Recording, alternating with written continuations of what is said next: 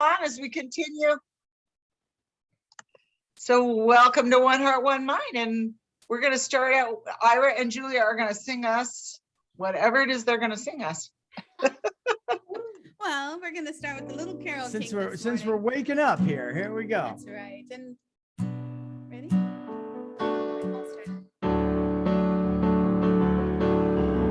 You got to get up every morning with a smile on your face and show the world all the love in your heart. People gonna treat you better. You're gonna find, yes you will, that you're beautiful as you feel. Waiting at the station with the workday wind blowing, Got nothing to do but watch the passers-by. Mirrored in their faces, I can see frustration growing. They don't see it showing, why do I? You got to get up every morning with a smile on your face and show the world all the love in your heart. People gonna treat you better. You're gonna find, yes you will, that you're beautiful as you feel. I have often asked myself the reason for the sadness in a world where tears are just a lullaby. If there is an answer, maybe love can end the madness, maybe not, but we can only try. You've got to get up every morning with a smile on your face and show the world all the love in your heart. People gonna treat you better. You're gonna find, yes you will, that you're beautiful as you feel. People gonna treat you better. You're gonna find, yes you will, that you're beautiful. That you're beautiful as you feel.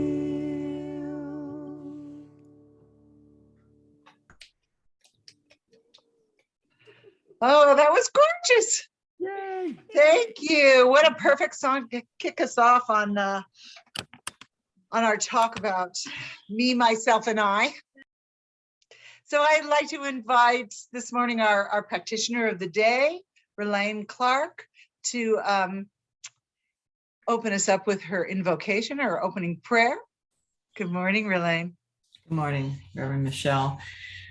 To that beautiful song, let's just close our eyes and feel the beauty of God, the beauty of spirit flowing in and of and through this moment, this presence. And this energetic movement and flow is in and of each and every one of us. And I know it's in the service with Reverend Michelle and the music. It's in the space between the words and the musical notes. And it's in each and every one of us, and our presence here is a flow of good and beauty and wonderfulness and wonderment. And I know that this topic, which happens to be one of my favorites, is flows beautifully and wonderfully from Reverend Michelle with her talk today, and with the music, and with each and every one of you. We just bring our awareness to how important it is to have a loving relationship and a close relationship with ourselves and spirit as one. And so I'm so very grateful that you all here and that we're talking about one of my favorite topics. And I just know that this is good and very good. And so I release this prayer into divine law, knowing it is already so, and we simply say it together, and so it is.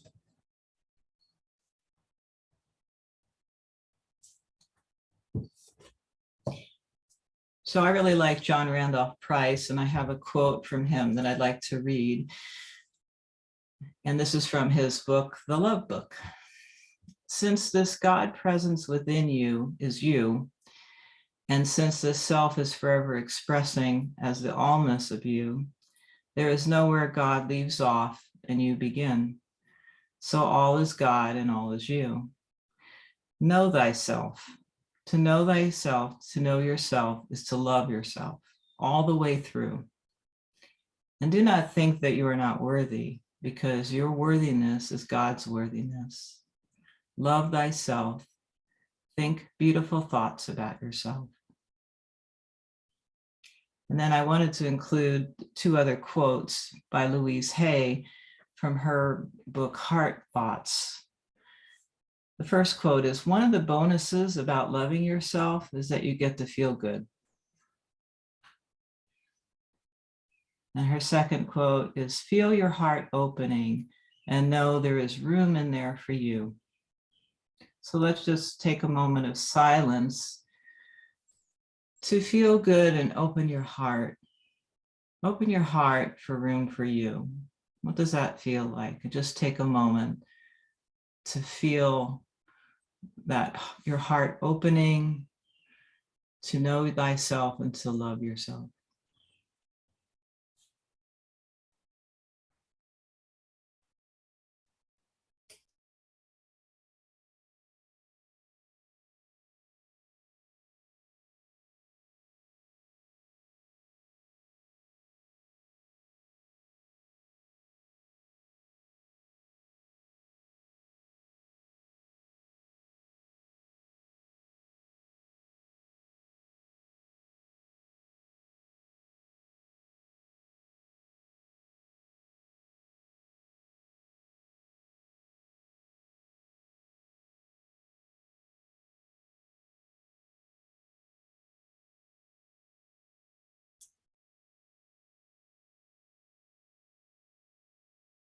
And as we move forward to beginning this service, I remind you to think beautiful thoughts all day about yourself. And July's affirmation, our first one for the month, that we're going to say, I am free with the freedom of God. Today I manifest this freedom and joy, and I see myself free, complete, and perfect.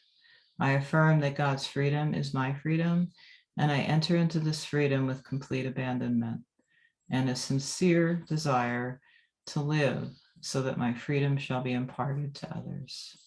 And so it is. And this is paraphrased from Ernest Holmes.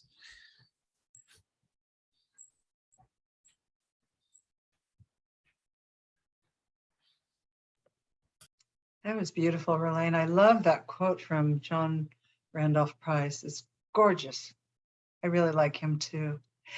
And so Ira and Julia are going to give us more music. Yippee! Yippee for us. What do you think? Oh, yeah, go ahead. It was hard for us to decide right up until the very second there. This is actually inspired by Hafez. I am one of many. I'm not one alone. When I sing from the center of my soul and shine like a diamond in the old one's throne. Aha, hey, hey, hey. Shine like a diamond in the old one's throne. Well, the small-minded man locks up everyone he knows, but the sage ducks his head when the moon is low. And all night long he's dropping keys to the beautiful prisoners at his knees. All those beautiful rowdy prisoners must be free. I am one of many. I'm not one alone. When I sing from the center of my soul, shine like a diamond in the old one's throne. Aha, hey, hey. Shine like a diamond in the old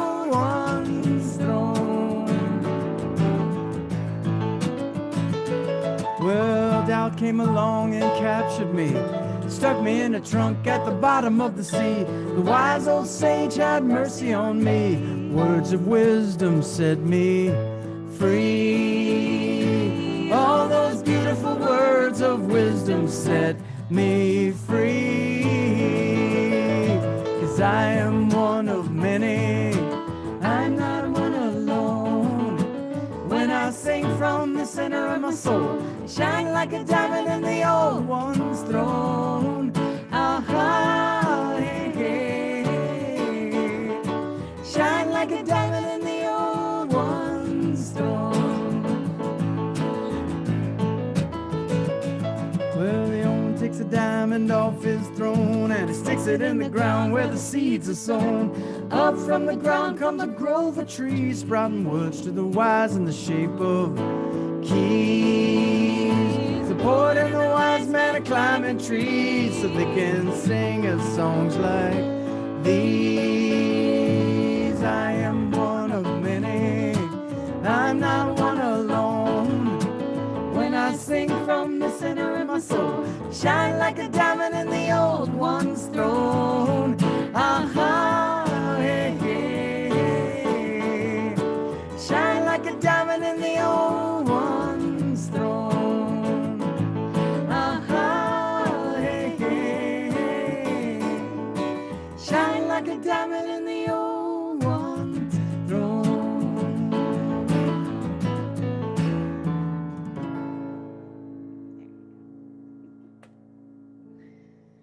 Woo!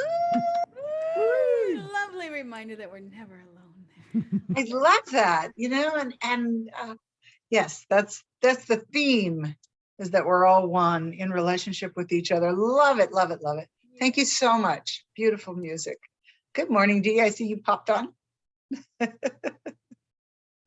Oh, my goodness. Let's take a nice deep breath in. Good morning, and welcome to One Heart, One Mind, Center for Spiritual Living's online Sunday service, and happy 4th of July. Well, almost anyway, close enough. And it seems to me that our nation's birthday is the absolute perfect time to talk about our inherent right to freedom, to honor and celebrate the nature of life expressed through freedom. One of my favorite prayers is the simple affirmation. It's actually the last line in the healing prayer from, if you've ever done the Fear to Faith workshop, it's the last line. And I say it all the time. It's, I am grateful that I am the freedom that God is. And somehow just saying that word, freedom that God is, just kind of opens me up to all of life. I love it. You want to say it with me? Just say, I am grateful that I am the freedom that God is. Doesn't it feel big and expansive? The men and the women that founded our country and drafted our founding documents seem to understand that freedom is necessary to ensure a life in which each person has the opportunity to pursue meaning and purpose and happiness. And even though it took years for the promise of these founding documents to be accessible to everyone, and honestly, that we're still a work in progress here, they were, I believe anyway, inspired documents, and they're a promise of what is possible when we participate with the love and the law of our Creator through whatever spiritual lens you look. When we align with the nature of our Creator, I believe that true freedom comes from being in alignment, in harmony with that life, with the nature of life, the nature of our Creator, which is love. And as we move deeper into alignment with love, we move deeper into that expanded sense of freedom that I feel when I say that simple little affirmation and that simple little prayer. We only have to really look at nature to see the evidence that there would be no growth or change or expansion of life without freedom. A seed has to be free and unrestricted to sprout into the pattern that's nestled within it. You know, an acorn needs freedom to become an oak. An infant needs freedom to become adult. Life is dependent upon freedom, freedom to come into relationship with the natural laws of life, you know. And I have a quote from our founder, Ernest Holmes, who clearly believed exactly the same thing. This is on the very first page of the Science of Mind textbook that we use all the time. He wrote, "The divine plan is one of freedom. Bondage is not God ordained. Freedom is the birthright of every living soul." And I love this line, and I hope it rings true for you. He said, "All instinctively feel this." I know I do. The truth points to freedom under law. Thus, the inherent nature of mankind is forever seeking to express itself in terms of freedom. No freedom, no life. I truly believe this. Freedom is the necessary ingredient to express the divine in every aspect of our lives, including our relationships with God, our source, with ourselves, our family, our friends, our community, our communities, our relationship with everyone and everything. And as I said earlier, July's theme is all about relationships.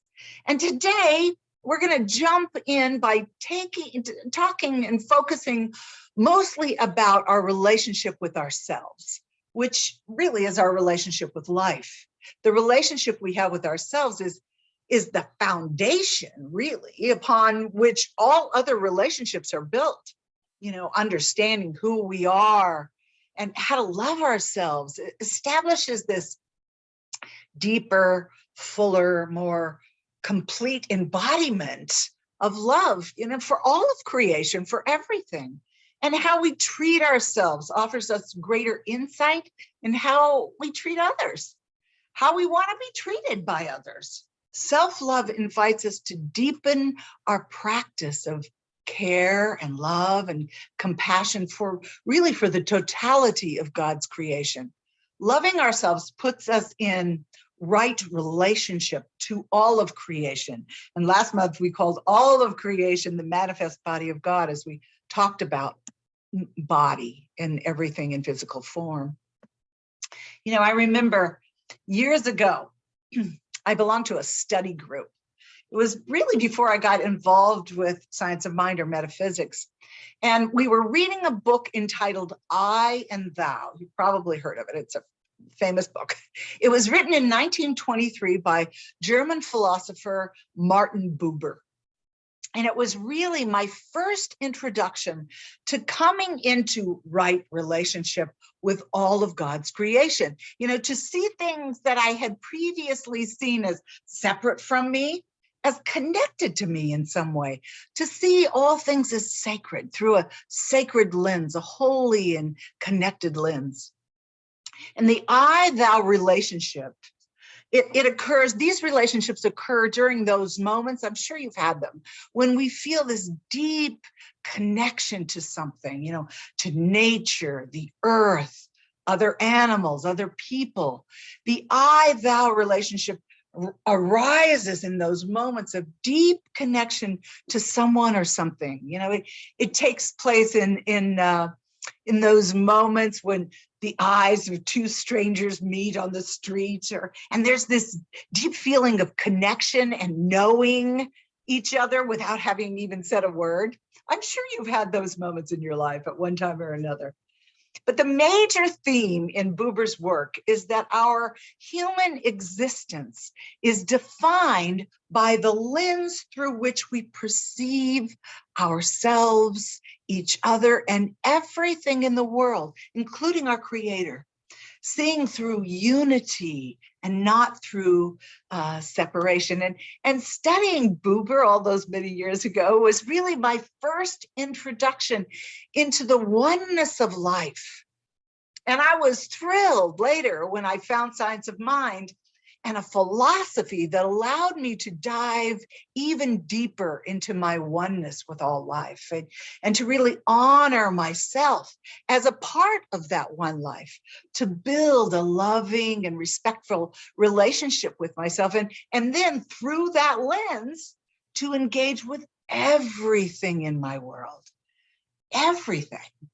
You know, and as human beings, we're hardwired for relationship. It's who we are. Our very survival has depended on our relationships. The moment an infant is born, the bonding that takes place between the mother and the infant ensures the infant's survival. Humans have survived because we're social beings and we depend on each other. As human beings, we know our world through relationships. Our relationships to everything. You know, indigenous cultures all over the globe, across time, have always had one thing in common: the attitude or the viewpoint that we belong to the world, that we belong to the land, to the rivers, to the oceans, to the skies. Indigenous peoples had a very humble relationship with all of creation. They had a personal and respectful relationship to everything that they depended upon for their lives. They had an I-thou relationship with the whole of creation, the body of God, and the God that runs through all of creation. And as I said, we called it the manifest body of God. You know, indigenous peoples tended to personify everything. And I love thinking about personification because it really is all about relationship, which is giving human characteristics to things that aren't human, you know, like all aspects of nature and to God. Personification helps us to understand our world through relationships. Heck, I do it all the time. I say hello to the wind and the clouds and the ocean. You know, I often see things through the lens of human characteristics and human qualities, you know, and humans have always done it. It helps us create relationships and to know our world better. You know, for example, Gaia, which we think of as the goddess of the earth. Gaia isn't actually the goddess of the earth. Gaia is not a personality or an individual. Gaia is a personification of the earth, the incubator and the strength of all life, which is very real, you know. But when we look at the earth, we can say that she has temper tantrums and she erupts and shakes. Poseidon is not the god of the ocean. Poseidon is a personification of the inescapable power and force of the ocean. And indigenous cultures didn't believe in spirits. They related personally to all the aspects of creation, to their world, through these names and these relationships. And that's what I think, anyway, we're called to do, to understand and explore our world, our lives, through our relationships to everything, all of creation. And once we understand that we know our world through relationship, the very best place for us to start is the relationship we have with ourselves, because the relationship we have with ourselves is the foundation to all our other relationships. You know, I was listening to a talk by a man named Michael Dowd. I've talked about him before. He wrote a book called Thank God for Evolution. He's a Unitarian minister and an author, and he and his wife, can't remember her name, it'll come to me later, they have a ministry that they call The Great Story, in which they celebrate what they call, and let me get this right, the 14 million year science-based sacred story of cosmic genesis. Now that's a mouthful. But the mission of their ministry is to assist humanity in living harmoniously with the larger body of life. Anyway, in his talk, Michael Dowd said something that really made me think about my relationship to the universe, you know, both the invisible universe and the visible universe.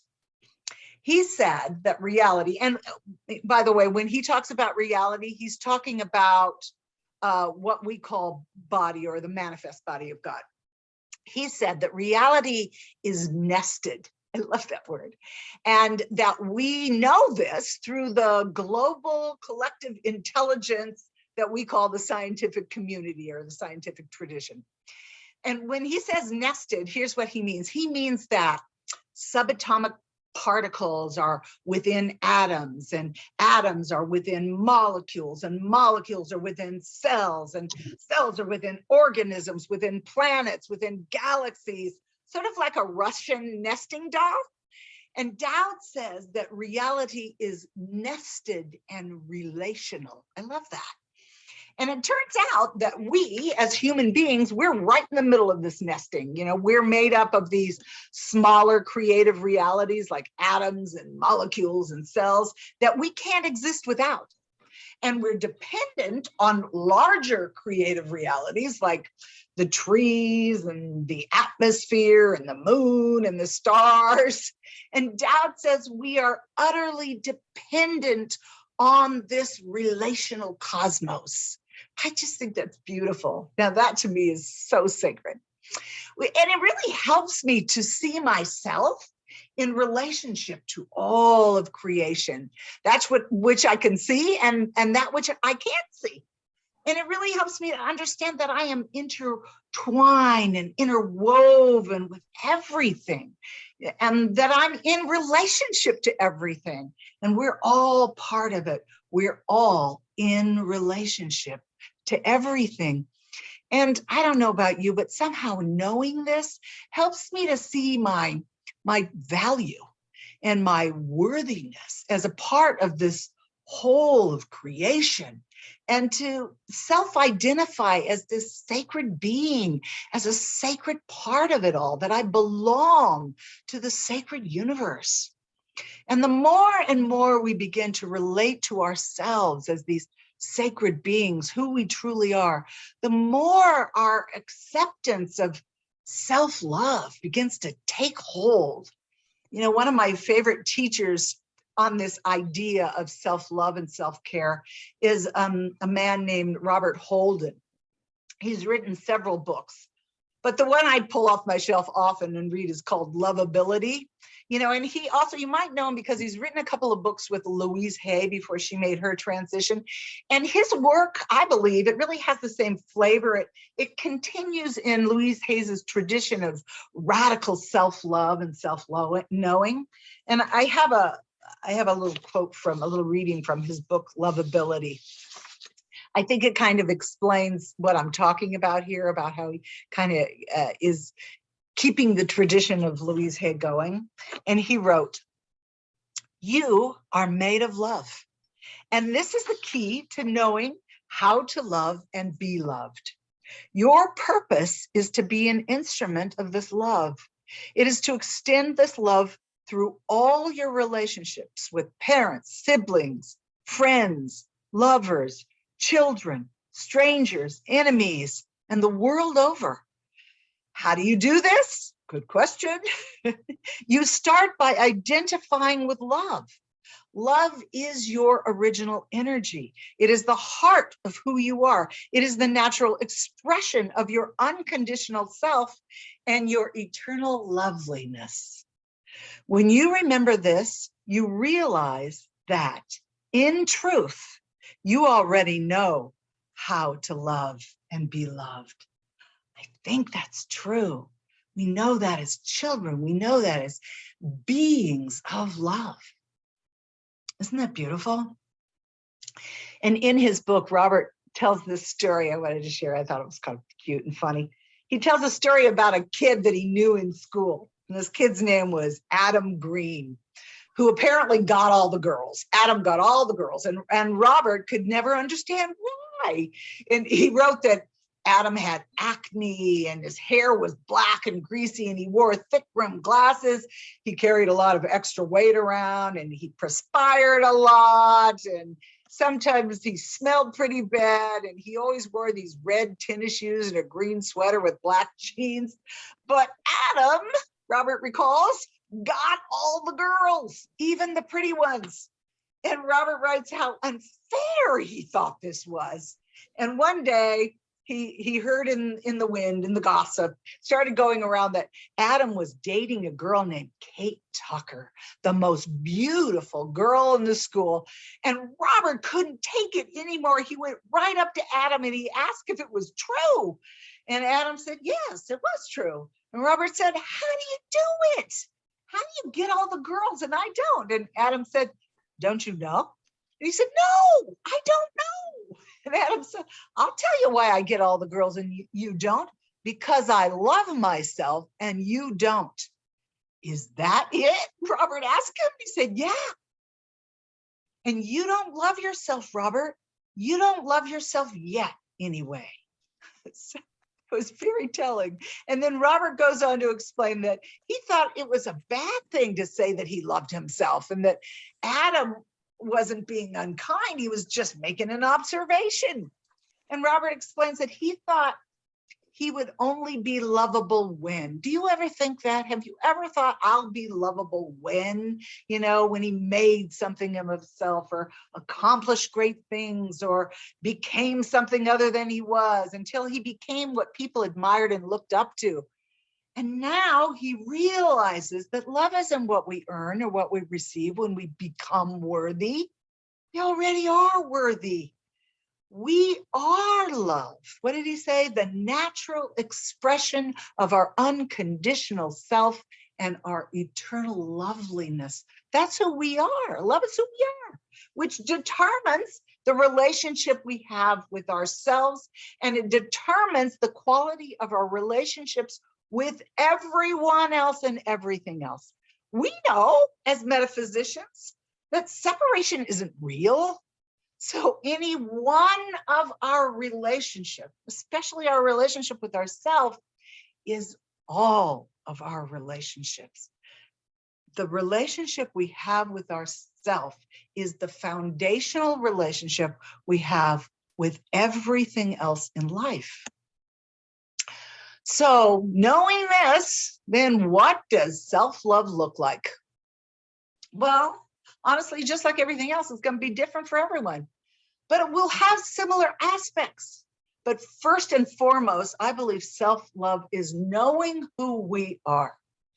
And when we're talking about knowing who we are, obviously, as I kind of alluded to, we're not talking about how we describe ourselves at a job interview or on a dating profile. Those definitions are generally made up of secondhand knowledge looking from the outside in. Self-love is what we experience when we go within and we make contact with our authentic or unconditional self. I invited everyone to do that this morning in our guided meditation. Self-love arises in us naturally when we see past that outer shell, and allow ourselves to really see and sense and feel and connect with the spirit of who we really are, the part of us that sees beyond judgment and really only sees the essence of who we truly are. Ernest Holmes referred to this part of ourselves as the individual I am, which is an extension which exists within the universal I am, the universal life. We're individualized, universal life.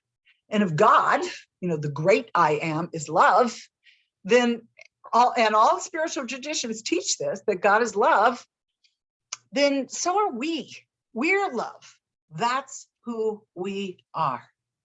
And self-love is a deep knowing and experience of this truth, that deep, unshakable knowing that we are love. And I think when we take off the layers of who we have come to know that we are, we get to that deep-seated place of who we really are. The same love as our Creator.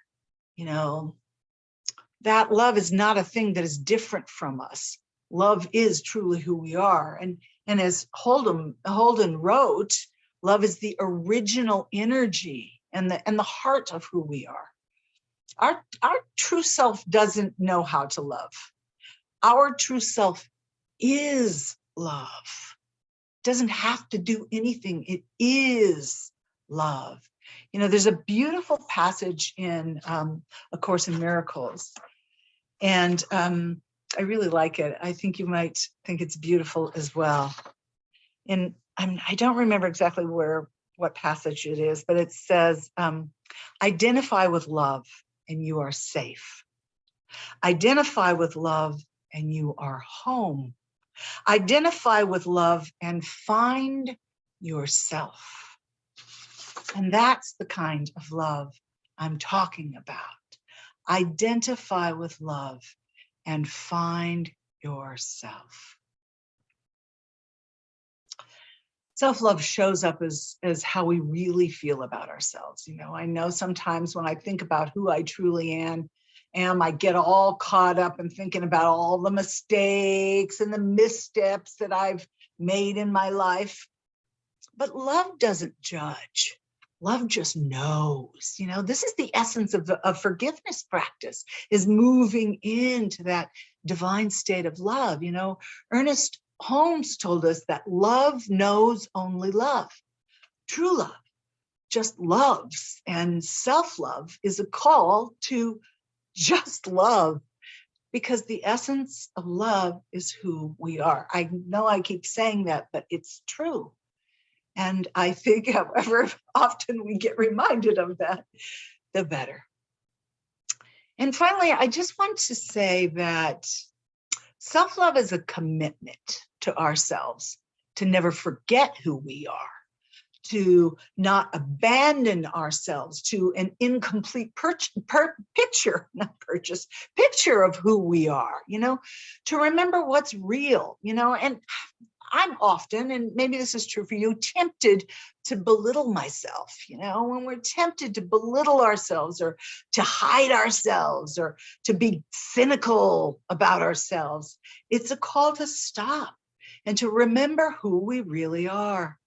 Self-love is simply the recognition and the action of moving into the experience of being true to that essence of life, to the essence of love. Self-love is a promise to remember who we truly are. So this week, I invite you to be aware of the image that you carry of yourself as you move through your day. You know, do you see yourself as this imperfect being struggling to do the right thing and to make a difference? Or do you see yourself as the essence of true love, as an emissary sent from heaven to be the presence of love on earth? Because that's who we are. So may your daily affirmation be just like that affirmation that I stated at the very beginning. I am grateful that I am the freedom and the love that God is. Oh, just feel that, and let's move into prayer from there. I know that all there is love. All there is the essence of love. We call it by many names: God, Jesus, Father Time, Mother Earth. We call it by so many different names. It is the essence of love. It is the one life. It is the ground of all being, from which everything in the invisible and the visible world is expressed. It is us. We are it. And so I speak my word for and about everybody that's on this call, every soul and everyone that is not. And I speak my word that there is a movement and an expression and an expansion into this love that we truly know, resonate, feel, emanate, are the essence of the one life, the one love, the essence of us. And we are in relationship to that as we move through our day. And it becomes the relationship that we have with all other life, everything else we encounter in our day. All activities, all states of being are emanating from this love. And I'm just so grateful for that. So grateful to know who and what I am and you are and we are together in this life. Just so grateful. So I relax in that knowing, I relax in that experience of love. I allow it to be. And we signify our agreement by saying, and so it is. And so it is. I love you all. Oh, thank you for sharing this time with me. I believe, Lisa, that it's you that is doing the benediction. Am I right? I'm pretty sure. You're right. Oh, You're right. yay for me. Yes, but you want to have the, what is it? I can't think what you call it. That's what you want. It's time for our giving to One Heart, One Mind. And as you can see on the screen, there are several different ways to do this. And it's another way of showing your love to all of us and the universe and the teachings of spirit. It's a gratefulness gift. And we know that it's a part of the law of circulation as well. And so, as I say, you can do Venmo, or you also can send a check to the treasurer, Jim Massapus. So perhaps we can say the blessing together.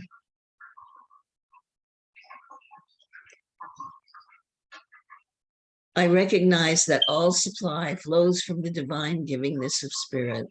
My gift is a continuation of this divine flow. I give and receive from this infinite supply. I give in faith, in love, and in joy, and it flows back to me in kind. And so it is.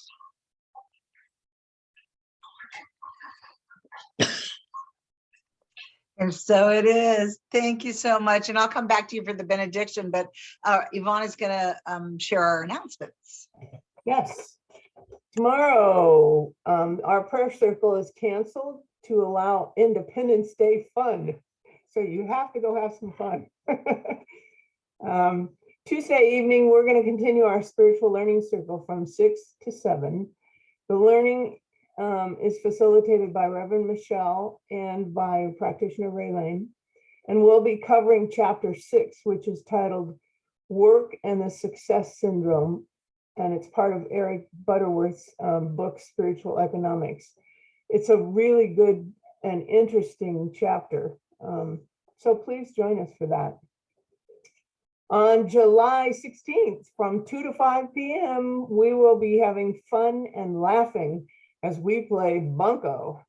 It will be in San Marcos in the community room where the Massapus live. Put it on your calendar and join them for fun, and don't be afraid to invite other people. It is a fundraiser as well as just a fun night.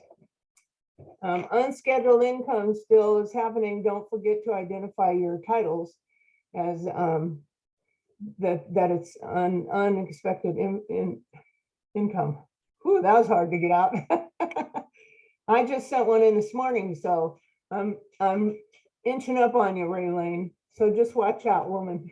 Then I had something I wanted to tell you all about. If you're not, you might have read about it already on the on our website. But our own Jean Perkle is offering practitioner sessions to those who are interested at no cost to you. This is a really great thing. This is not the 10-minute high and have short prayer. This is a whole session, and for no cost. It's wonderful, and she's wonderful at it. Your newsletter will give you more information, so it has on the information, like how to contact her, and the sessions take place online via Zoom. There's no driving and complete privacy, and all for no charge. So you're kind of crazy if you don't take advantage of it, says I. And I think that's it. Thank you. And Jean's wonderful. She's fresh out of practitioner training. She just passed all of her practitioner tests, and She's going to take her oral panels here this month, I believe, and she's amazing. So anyway, thanks for saying that, Yvonne. And I'm going to ask Lisa to go ahead and do the benediction, and then Ira and Julia are going to take us out. You're muted, Lisa. Sorry. So let's pull together in that sense of unity and that sense of knowing that we are love from love. And knowing that this service is blessed, that the words of Reverend Michelle have been the reminders that we need to recall our connection to the universe and to spirit and to one another, and how it is the importance of beginning with loving ourselves. And so I am speaking my word for each and every one of us, knowing that as we leave this service, we leave with a sense of freedom in being able to choose the side of loving ourselves as opposed to attacking ourselves, because I know that it is one of the things that is often we fall into, is criticizing ourselves rather than loving ourselves and being gentle. And so I urge each and every one of us to move forward with that sense of well-being, that sense of waking up with a smile on your face and knowing that the world is a positive place and that anything that looks like darkness is unreal. And so I release my word into the law with grateful thankings, and I release the word into the law by saying, and so it is. Thank you, Lisa. Thank you for that reminder again. Thank you so much. And Ira and Julia. Wow. Yeah. I mean, that talk was just amazing. That was fantastic. It really, really Yeah. was. It's so important. And we decided it was so good we had to change what we were going to sing. Started alone on this journey of love, turning and turning around on the wheel.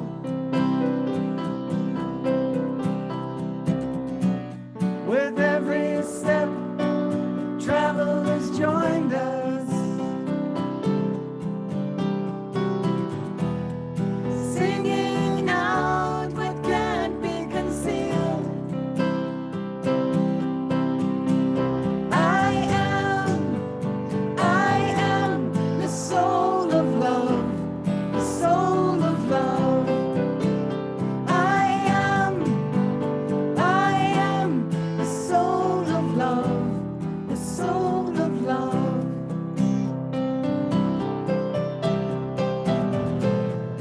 We are communing with the moon and the stars,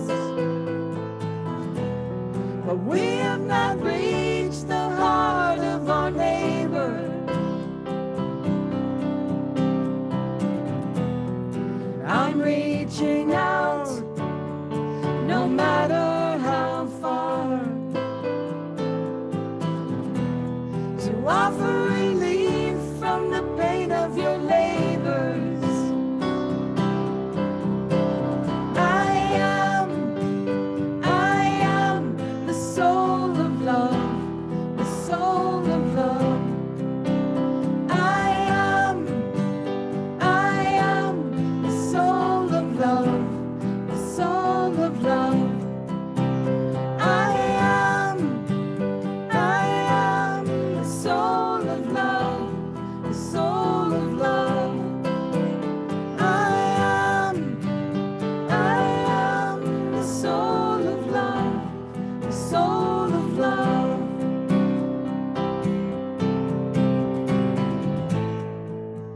Why dread the spread of darkness when your heart's on fire with endless light? I am the soul of love, the soul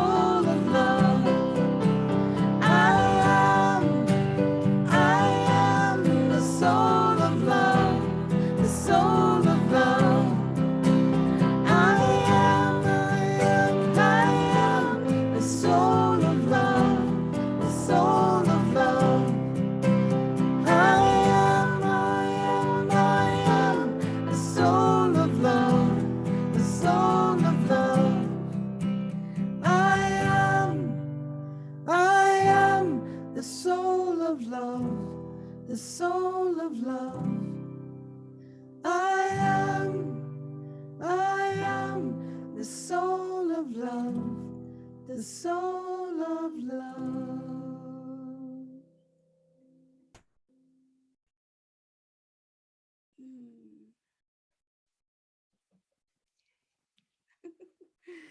Let that be a little reminder as the month moves forward. We also have a song that we sang last time that we will we'll send Sing it again. to Michelle and have her share it with us or with all of you. It's on our website and it's the I Am Here song, and it really speaks to what she's speaking to today and what the benediction spoke to and what everybody was talking about. So if you ever need it, it's there. And it looks like Reverend Michelle had to go back out and come back in here in a minute. Do you guys agree? Yeah, so we might as well all unmute and say hello. I think unless we're all frozen. Are we all frozen? No. No, not everybody. There you go.